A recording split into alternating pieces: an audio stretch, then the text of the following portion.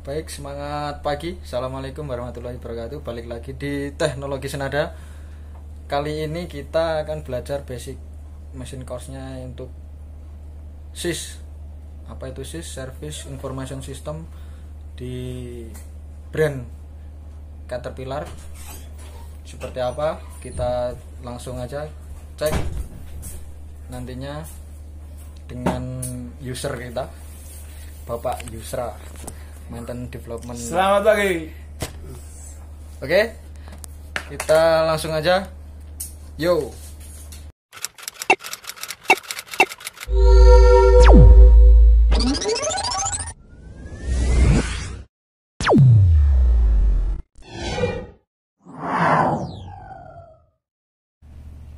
Baik, langsung aja. Ini untuk halaman awal ketika kita setelah buka aplikasi SIS. Nah, ini. Kemudian di sini sini prefix itu adalah nomor seri unit. Ketika semua kita masukkan, kita bisa masukkan cuman prefix hurufnya saja. Tetapi misalnya triple T ini untuk D6R. Tapi kalau kita mau akurat untuk hasil pencariannya, kita masukkan nomornya sekalian. Kenapa? Karena kalau hanya triple T saja, nanti triple T itu ada banyak serinya, ada banyak variannya. Sedangkan informasi yang dicakup di SIS ini semua tentang triple T ada.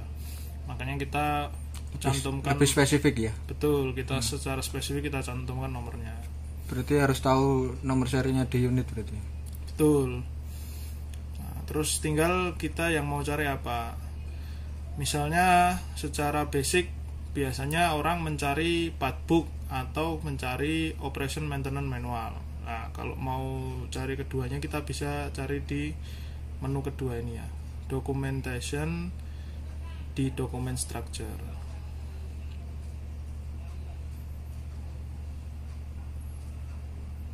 SIS ini offline, Pak ya? Offline, ada yang offline, ada yang online. Jadi modelnya dia aplikasi yang dijalankan dengan menggunakan web browser.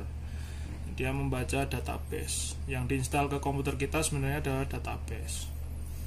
Jadi ini yang masuk ketika kita memasuki SIS yang mau kita cari itu ada banyak. Misalnya dia terkelompokkan sendiri-sendiri, ada mulai dari service repair information, testing adjusting, troubleshooting, specification, kemudian applet failure analysis, kemudian disassembly dan assembly, engine use, operation and maintenance manual, kemudian part identification dan schematic. Nah, untuk part book itu kita akan masuk di part identification. Biasanya ini yang dicari oleh mekanik. Nah, kalau kita tadi sudah masuk dengan indeks triple T dan nomor, ini akan langsung spesifik. Misalnya dari sini, ini menu pertama, kita masuk ke menu selanjutnya itu yang di sini ada index, machine arrangement, engine arrangement dan lain sebagainya. Nah, ini secara praktis bisa dipelajari tersendiri ya, sendiri-sendiri nanti bisa secara mandiri belajar. Ini gampang sekali. Berarti mengurangi ini ya, adanya misorderan, kesalahan komponen karena ini. Kan semua tipe itu kan tidak sama, kadang ada perbedaan di nomor seri. Betul. Jadi makanya SIS itu setahun sekali kita harus update ya. Nah, ketika update itu database-nya juga diupdate supaya part-part yang terbaru itu masuk. Kita contohkan misalnya kita akan lihat di lubricating system. Nah, di sini nanti keluar lagi di menu ketiga ini. Jadi dia secara basic ada information section sama information available. Di menu ketiga ini barulah banyak yang akan kita lihat. Oke, kita lanjut ya. Setelah di lubrication system ini di lubrication system ini partnya ada banyak. Nah, ini dia partnya. Nah, kalau kita mau lihat, kita tinggal klik saja. Nah, oke, kita langsung saja ke ini view pertamanya di SIS ya, interface pertamanya. Jadi yang harus kita masukkan itu di sini serial number atau prefix. Serial number itu kita masukkan SN unit. Kita bisa masukkan 3 huruf di depannya saja. Tetapi kalau kita mau secara lebih spesifik, kita masukkan juga ke nomornya. Kenapa kita harus masukkan nomornya? Karena bila tidak dimasukkan nomor, nah seri DWJ ini ada banyak. Kalau kita tidak masukkan nomor, kemungkinan nanti part yang keluar itu biasanya juga bervariasi di satu komponen. Misalnya komponen solenoid brake itu ada beberapa variasi, dia akan keluar. Supaya untuk ngetahuin kode DWC atau ada lainnya juga itu dari mana? Di unit ya, di unit dia akan ada tempelan apa seperti plat besi itu yang ada tulisannya Nameplate-nya ya, benar, nameplate unit itu ada. Itu kalau mau tahu di situ. Kemudian kalau sudah seperti ini, apa yang kita mau ketahui? Misalnya yang mau kita ketahui adalah yang secara dasar adalah OMM atau Operation Maintenance Manual dan Partbook. Kita masuk ke dokumen structure yang ini. Setelah masuk dokumen structure, kita bisa lihat di sini ada titelnya ini. Titelnya ini ada banyak. Yang kita tinggal mau buka yang mana. Ya, misalnya kita tadi ngomong masalah Operation and Maintenance Manual atau Partbook, di sini istilahnya adalah part identification. Nah, misalnya kita sebagai mekanik akan cari part, ya kita buka part identification. Nanti keluar ini secara otomatis akan keluar di sectionnya. Nah, kita bisa cari misalnya kita akan buka undercarriage. Kita klik undercarriage, nanti di resultnya, nah, ini ada langsung apa yang ada di dalam undercarriage. Misal kita buka equalizer bar ya.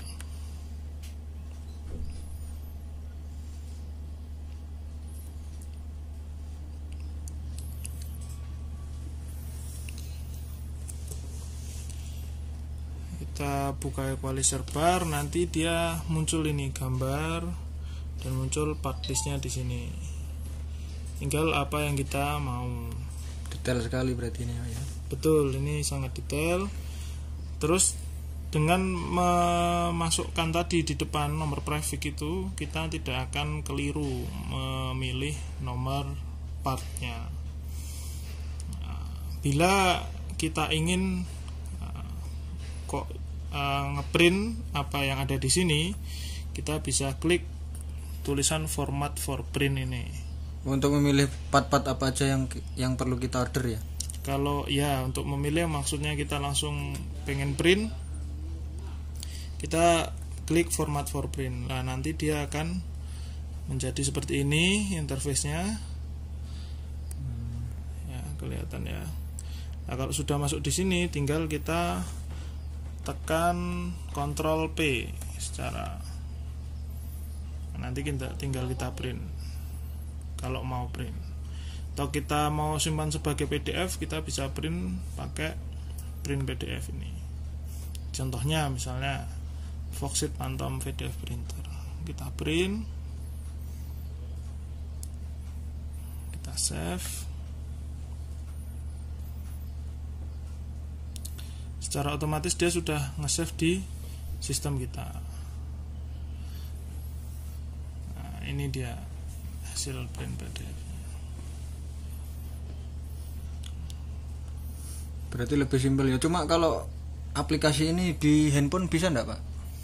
Kalau di handphone bisanya yang online infonya, tapi masih dalam percobaan ya. Kita meeting terakhir dengan Trakindo, jadi belum bisa kita coba soalnya masih beta version. Iya, iya. Kemudian kita kalau mau balik, kita pilih yang ini preview screen. Kita balik ke tadi.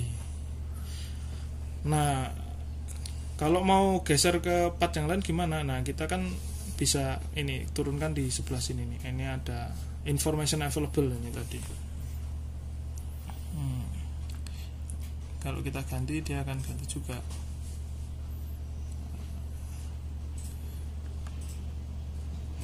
Nah, butuh sedikit waktu ya untuk loading, soalnya database-nya dia besar. Nah, ini kita bisa pilih apa yang mau kita lihat. Dia loadingnya memang agak sedikit lama untuk ganti gambar itu.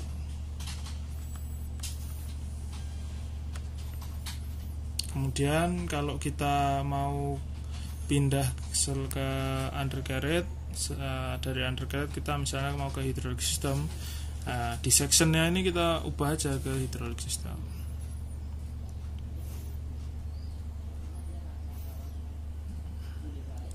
Dari nanti kita pilih lagi lah informasi apa yang akan kita cari tahu, misalnya akumulatornya.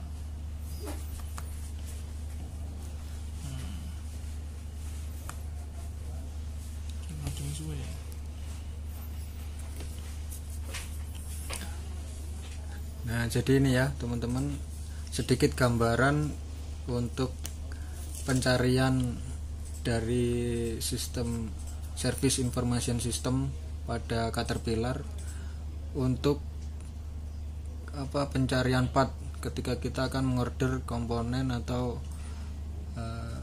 saat perbaikan membutuhkan komponen.